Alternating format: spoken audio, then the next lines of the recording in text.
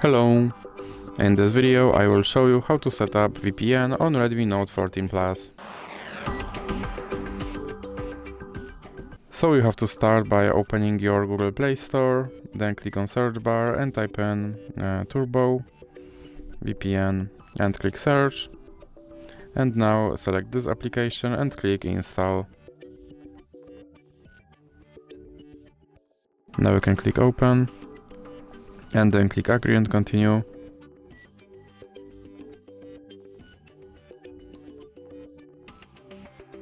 Then you can close this ad and click allow and click consent. Now click on this button to start your VPN and click OK. And now you can close this ad, and as you can see my VPN is now connected to Canada. So that's it for this video. If you liked it, please remember to leave like and subscribe.